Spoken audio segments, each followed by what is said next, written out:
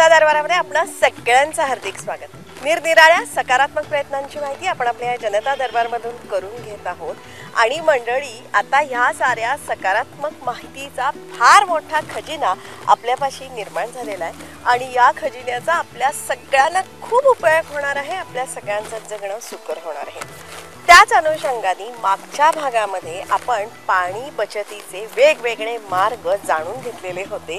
ते सगळे मार्ग तुम्ही योजत आहात ना?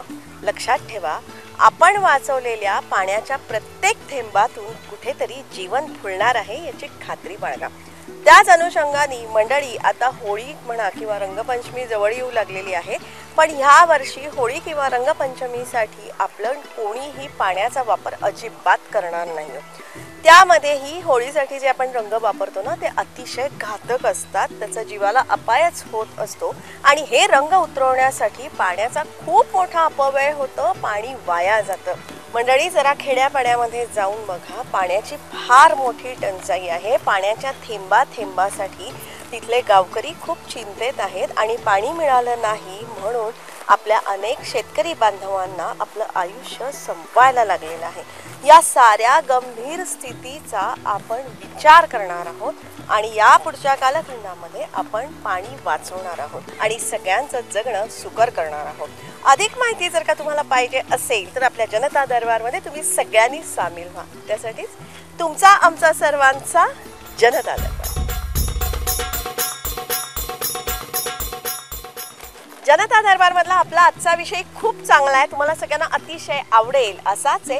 मात्र हा भाग आपण सगळ्यांनी काळजीपूर्वक बघण्याची आवश्यकता आहे। तसं बघितलं ना मंडळी, दुष्काळाच्या झळा सर्वदूर जाणवायला लागलेल्या आहेत, पाण्याचा शोष सगळीकडे दिसत आहे आणि अशा दुष्काळी भागामध्ये मात्र काही गावांमध्ये आम्हाला वेगळं चित्र बघायला मिळालं।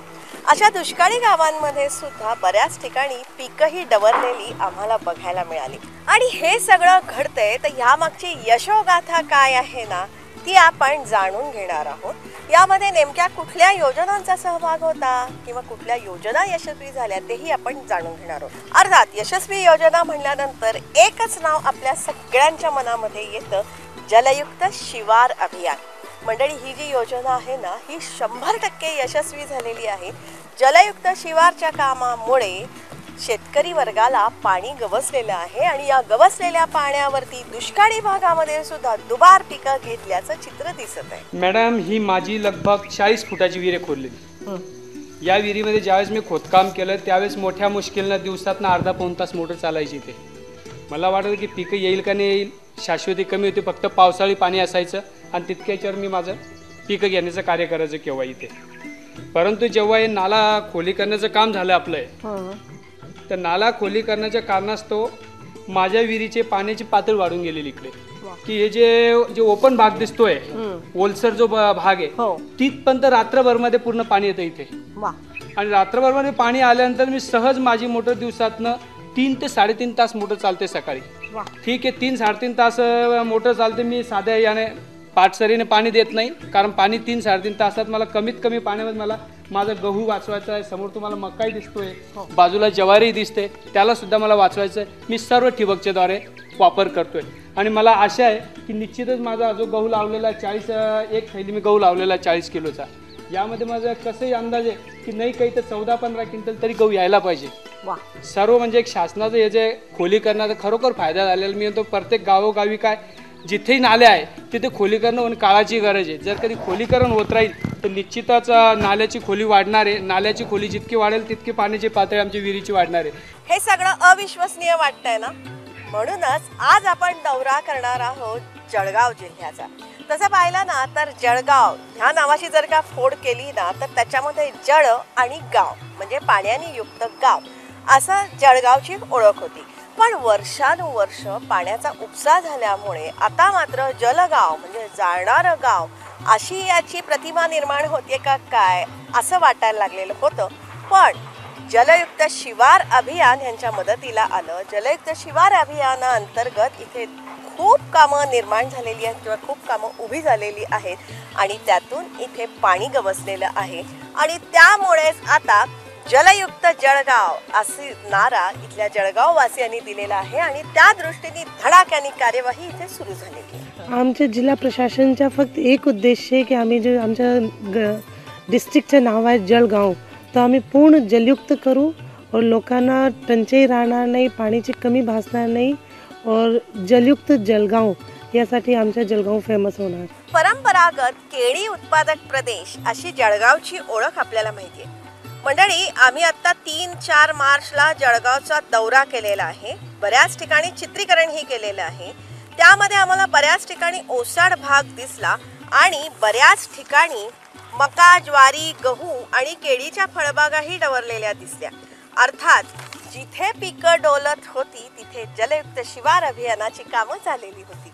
या राज्यामध्ये जलयुक्त शिवार आम्ही घेतलं आणि त्याला अत्यंत चांगला प्रतिसाद राज्यामधील जनतेनेही दिला आणि ज्या ज्या ठिकाणी पाऊस पडला त्या ठिकाणी साठवणूक चांगली झाली. एकंदरीत 24 TMC पाणी यावर्षी पावसाच्या माध्यमातून साठवलं गेलं, ते जिरलं. हे पाणी जर आम्हाला बाहेर प्रत्यक्ष पैसा लावून काढायचं म्हटलं असतं तर आम्हाला 10,000 कोटीच्याही वर अधिकचा खर्च आला असता. परंतु ही योजना अत्यंत यशस्वी झाली. मतलब जलयुक्त शिवार अभियान मतलब आता आम्हाला सर्वांचे रात्री झोपताना पण हीच दिसते असं पण झालेली आहे.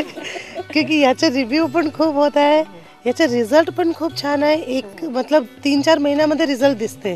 तो लोकांना पण वाटते की आमच्या गाव पण यामध्ये आलं पाहिजे. आमच्या मागच्या वर्षीच्या 232चं उद्दिष्ट होता गावांच्या, यावर्षी 222 गाव आहे. तो लोकांची डिमांड राहते नाही आमच्या गाव पण घ्या. तो सर्व लोकांमध्ये पण जागरूकता आलेली आहे. लोक पण आमच्या इथे येत आहे की आम्ही लोकसहभागातून गाल काढण्यासाठी तयार आहे मॅडम, फक्त आपण डिझेलचे पैसे द्या, हे द्या. तो सर्व लोकांची डिमांड येण्याची सुरू झालेली आहे. मग तुम्ही कसं ते अकोमोडेट करता सगळ्यांचे? तुम्ही कसं जास्तीत जास्त तुम्ही त्याच्यासाठी प्रयत्न करता का, काय करताय? आमचं यही आहे, आम्ही त्यांना सांगितले की आमचे जलयुक्त शिवार अभियान 5 वर्षची योजना आहे. प्रत्येक वर्षी आम्ही 250 गाव करून घेऊ. आमचे 1500 गाव आम्ही पूर्ण करू. लेकिन सर्वांना वाटतं फर्स्ट कम सर्वांना वाटते. तो सर्व लोकांची राहते. लेकिन आम्ही त्यांना समजून सांगितले जिथे जास्त अडचण आहे. लेकिन आता आम्ही एक नवीन सुरू केलेला आहे जळगावमध्ये की जिथे जिथे त्यांना गाल काढायचे आहे तर ते अगर जलयुक्त शिवारचे विलेज नाही तरी आम्ही त्यांना डिझेलचे पैसे देत आहे. जेणेकरून लोकांना थोडासा मतलब आश्वासन झालेलं आहे, आश्वासित आहे की अगर आम्ही गाल काढण्यासाठी पैसे मागितले तर तो शासनकडून भेटणार आहे. तर त्यामध्ये आम्ही थोडासा नॉर्म शिथिल केले. जिल्हा स्तरावर आमची कमिटी डिसाईड केले. मंडळी, आमच्या ह्या जळगावच्या दौऱ्यामध्ये आम्ही खूप गावं बघितली किंवा गावांना भेटी दिल्या, पण त्यातही पूर्णपणे टँकरवर अवलंबून असलेली आम्ही अनेक गावं बघितली. त्याच्यामधलं लोहारा हे अतिशय महत्त्वाचं असंच गाव आहे. आणि आज लोहारामध्ये जलयुक्त शिवार अभियानाची यशस्वी घोडदौड झालेली आहे आणि म्हणूनच लोहारा पॅटर्न हे जलयुक्त शिवार अभियानाअंतर्गत आता हा पॅटर्न राबवण्यात येत आहे. मुळात लोहारा हे गाव पूर्णपणे टँकरवर अवलंबून होतं, इतकं की या गावामध्ये 8 महिने टँकर चालायचे आणि ह्या टँकरचा एका दिवसाचा खर्च होता 45,000 रुपये. म्हणजे एका दिवसाचा खर्च 45,000 रुपये असे 8 महिने इथे खर्च करायला लागत होता. इतका खर्च एकट्या गावावरती टँकरसाठी करावा लागत होता. पण आता मात्र जलयुक्त शिवार अभियानाअंतर्गत इथे खूप काम झालेलं आहे. इथे पाणी गवसलेलं आहे आणि या गवसलेल्या पाण्यावरती लोहारा गाव दुबार पिकं घेत आहे. गावाचं उत्पन्न वाढलेलं आहे आणि सगळ्यात चांगल्या गोष्टी घडायला लागल्यामुळे गावामध्ये एकीही निर्माण झालेली. आमच्या गावामध्ये पाण्याची टंचाई होती. शेतीलाही पाणी कमी अधिक प्रमाणात मिळत होतं आणि एक दुष्काळ सदृश परिस्थिती होती. गावाला टँकर चालत होते. परंतु हे जलयुक्त शिवार जी महाराष्ट्र शासनाची महत्त्वाकांक्षी प्रकल्प आहे हा झाल्यामुळे शेती शिवाराला जे पाण्याचं म्हणजे विहिरींचं जलस्तर वाढला आणि पिण्याच्या पाण्याचाही प्रश्न मिटला, गुरांचाही प्रश्न मिटला पाण्याचा आणि शेतीलाही पाणी मिळू लागलं आणि बऱ्याच सेक्टरवरील शेती आता गावाची ही वाढली आहे. म्हणजे बागायत तर म्हणता येणार नाही, पण बऱ्यापैकी एक चांगलं पाणी मिळाल्यामुळे शेतकऱ्यांना एक पाणी मिळालं, पीक चांगलं काढता येतं आज. और लोहाराचे तो जसं आम्ही सांगत होते की तिथे 70 टँकर होते और आज एकही नाही आहे. और 2011-12 मध्ये आमचे 200 टँकर होते जिल्ह्यामध्ये और आज फक्त 6 टँकर आहे. ते पण जलयुक्त शिवारचे विलेजमध्ये नाही आहे. बर 232 विलेजमध्ये एकही टँकर नाही आहे. मंडळी, हा जो लोहारा पॅटर्न आहे ना, याची यशोगाथा सविस्तरपणे आपण पुढच्या भागामध्ये जाणून घेणार आहोत. कारण यामुळे तुमच्याही भागामध्ये हा पॅटर्न यशस्वी होऊ शकतो, आपल्या सगळ्यांना पाणी मिळू शकतो. अर्थात आजच्या भागामध्ये आपण असंच एक अतिशय छोटंसं गाव बघणार आहोत. आमच्या दौऱ्यादरम्यान आम्ही या गावामध्ये गेलो होतो.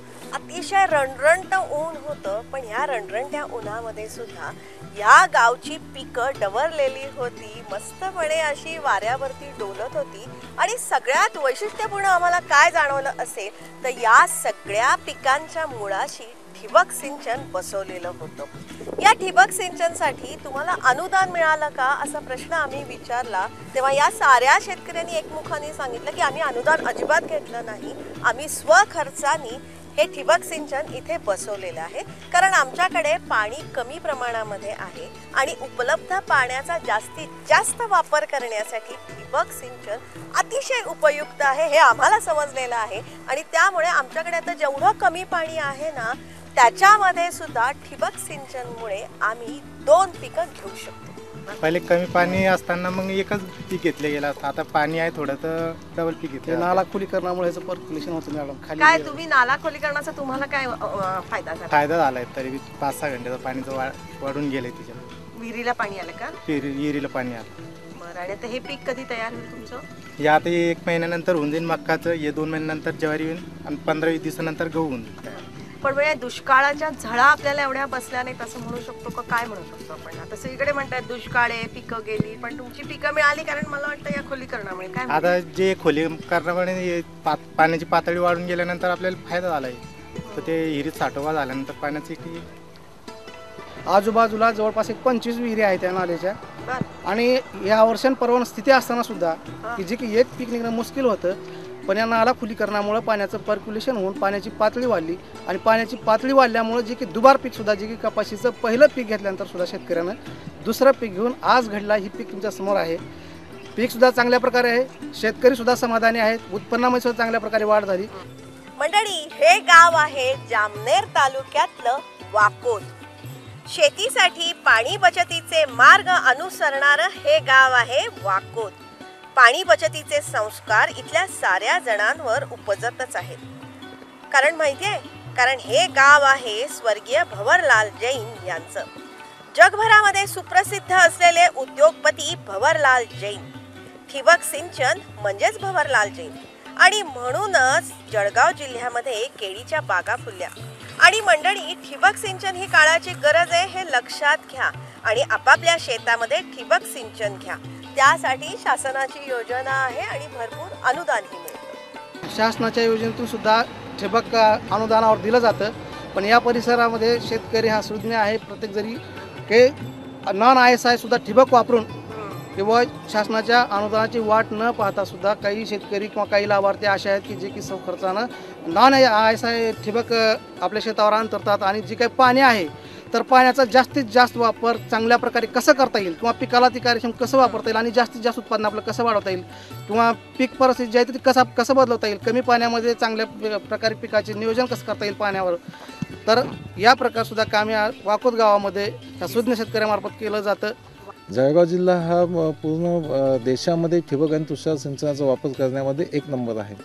कारण की या ठिकाणी मेजर कॅश क्रॉप जे आहे ते केळी आहे आणि आता कॉटनकडे, कापूस या पिकाकडे शेतकरी वळत आहेत. कापूस या पिकासाठी सुद्धा शेतकरी प्री मान्सून कॉटन लागवड करताना अगोदर ठिबक शेतामध्ये अंतरतो आणि त्या अंतर कापूस या पिकाची लागवड करतात. आणि आता हे क्षेत्र जवळपास